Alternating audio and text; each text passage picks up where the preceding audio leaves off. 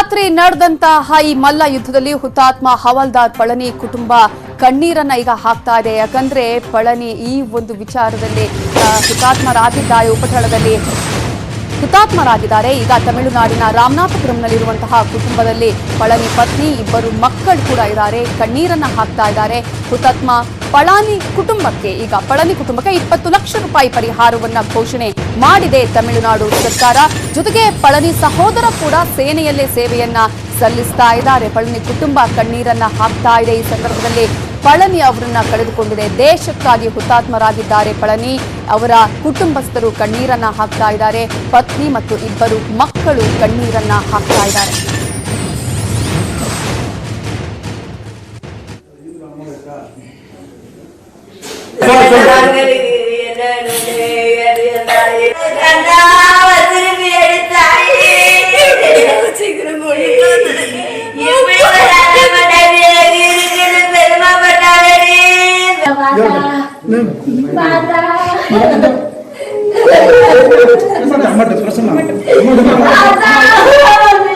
காலையில் இறந்ததாக சொல்ல பழனி எனக்கு மகாபுருஷன் மருமையை தகவல் தெரிஞ்ச உடனே நாங்கள் அங்கே உள்ள மேலதிகாரியை கான்டாக்ட் பண்ணோம். அவங்க கன்ஃபார்ம் பண்ணியிருக்காங்க.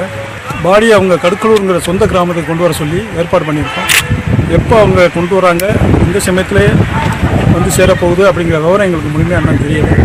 இங்கேருந்து தகவல் தெரிஞ்ச உடனே சம்மந்தமாக மற்ற காரியங்களை பார்க்க முடியும். இல்லை, இப்போ அவருடைய வருமானத்தை மட்டுமே நம்பி இருந்த குடும்பம் இது.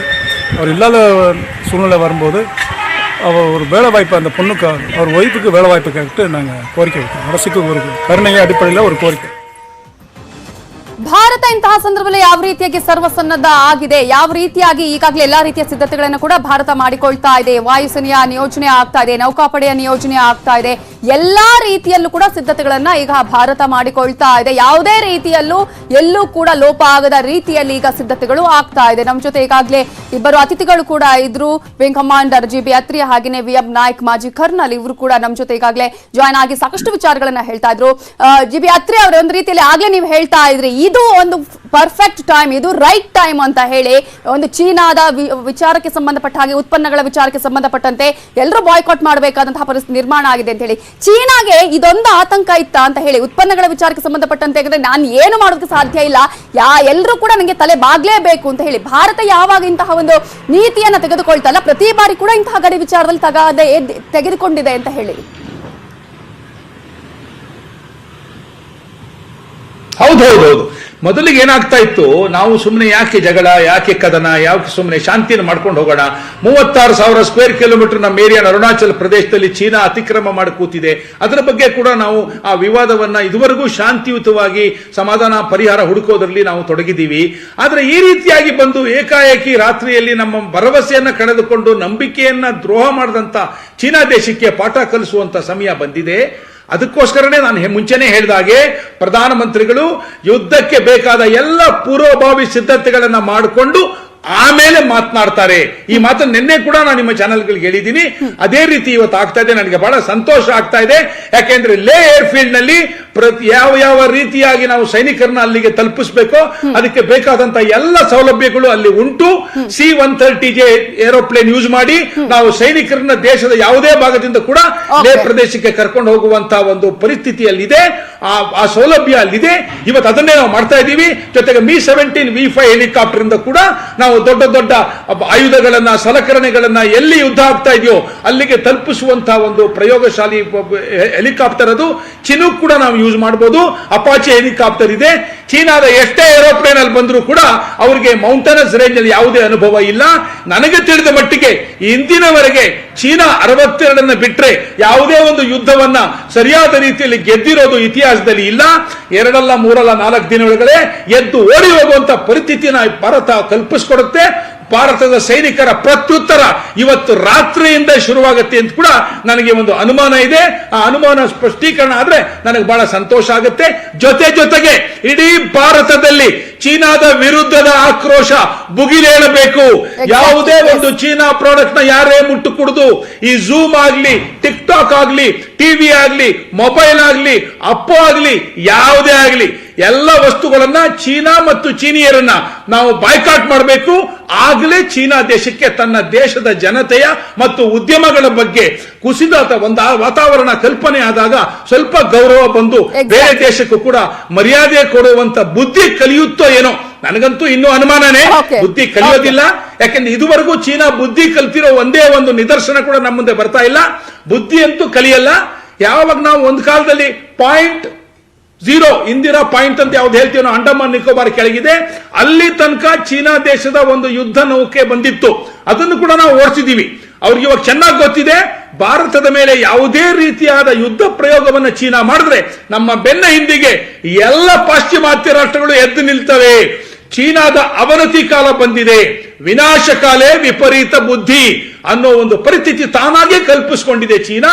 ಅದಕ್ಕೋಸ್ಕರ ಚೀನಾ ದೇಶ ತನ್ನ ಸರ್ಕಾರದ ಹೈಯೆಸ್ಟ್ ಲೆವೆಲ್ ನಲ್ಲಿ ಅವಲೋಕನ ಮಾಡಿ ತನ್ನ ಸೈನಿಕರನ್ನ ಬೇಗ ವಾಪಸ್ ಕರೆಸಿಕೊಂಡು ಶಾಂತಿಯನ್ನ ಅಲ್ಲಿ ಕಾಪಾಡಿಕೊಂಡ್ರೆ ಮಾತ್ರ ಯಾವುದೇ ಒಂದು ಉದ್ವಿಗ್ನತೆ ಮತ್ತು ಆತಂಕ ಇಡೀ ಪ್ರಪಂಚದಲ್ಲಿ ಉದ್ಭವ ಆಗೋದಿಲ್ಲ ಅಂತ ತಿಳ್ಕೊಂಡಿದ್ದೀವಿ. ಓಕೆ, ವಿ.ಎಂ. ನಾಯಕ್ ಅವರೇ, ಈ ಸಂದರ್ಭದಲ್ಲಿ ಈಗ ಮಾತುಕತೆಗಳು ಆಗತ್ತೆ, ಹೇಗೆ ಯಾವ ರೀತಿಯ ಮಾತುಕತೆಗಳು ನಡೆಯುತ್ತೆ ಇಂತಹ ಸಂದರ್ಭದಲ್ಲಿ, ಇಂತಹ ಸಿಚುವೇಶನ್ ಇರುವಂತಹ ಸಂದರ್ಭ? ಯಾಕಂದ್ರೆ ಜನರಿಗೆ ಯಾರಿಗೂ ಕೂಡ ಗೊತ್ತಾಗೋದಿಲ್ಲ ಹೇಗೆ ಅಂತ ಹೇಳಿ. ನಿಮ್ಮ ಅನುಭವದ ಪ್ರಕಾರ ಹೇಳಿದ್ರೆ ಯಾವ ರೀತಿಯ ಮಾತುಕತೆಗಳು ಇಂತಹ ಸಂದರ್ಭದಲ್ಲಿ ನಡೆಯುತ್ತೆ ಅಂತ?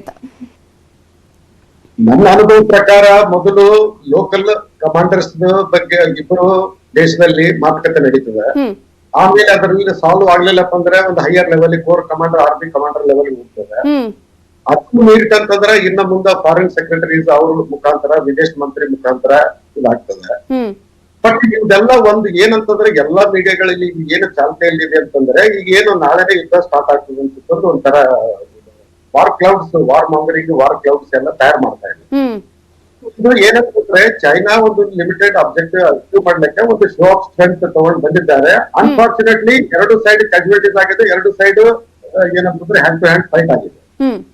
ಮತ್ತು ಇದು ಹೋಗಿ ಒಂದು ಫುಲ್ ಸ್ಕೇಲ್ ವಾರ್ ಲೀಡ್ ಆಗ್ತದೆ ಅಂತ ಹೇಳಕ್ ಹೋಗಿಲ್ಲ. ಯಾಕಂದ್ರೆ 2 ನ್ಯೂಕ್ಲಿಯರ್ ಸ್ಟೇಟ್ಸ್ ಎಂದು ಇದಕ್ಕೆ ಹೋಗೋದಿಲ್ಲ. ಯಾಕಂದ್ರೆ ಇದು ಏನಂತಂದ್ರೆ ಎಷ್ಟೋ ಕಂಟ್ರೀಸ್ ಇದಕ್ಕ ಇನ್ವಾಲ್ವ್ ಆಗ್ತಾವ, ಬ್ಯಾಕಿಂಗ್ ಆಗ್ತಾವ, ಇದಾಗ್ತಾವ. 2 nuclear states will never go to war. So ಇದ್ರ ಏನಂತಂದ್ರೆ ಯುದ್ಧ ಆಗೋದು ತಯಾರಿ ಇರಬೇಕು. ಹೌದು, ಬಟ್ ಸಿದ್ಧತೆಗಳನ್ನ ನಾವು ಮಾಡ್ಕೊಳ್ಳೇಬೇಕಾಗುತ್ತೆ. ಯಾವತ್ತಿಗೂ ಕೂಡ ಸಿದ್ಧತೆಗಳು ಇದ್ದೇ ಇರುತ್ತೆ ಅಲ್ಲಿ ಅಂತ.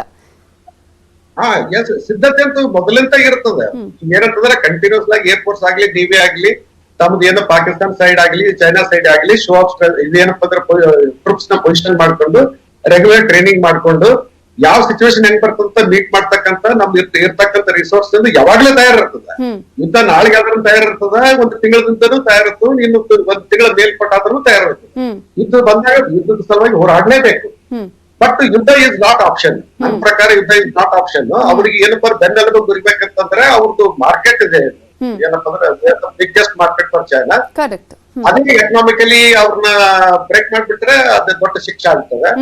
ಬಟ್ ಮಿಲಿಟರಿಲಿ ಏನಂತಂದ್ರೆ ದಟ್ ಇಸ್ ಮಿಲಿಟರಿ ಏನಪ್ಪ ಅಂದ್ರೆ conflict is the last solution.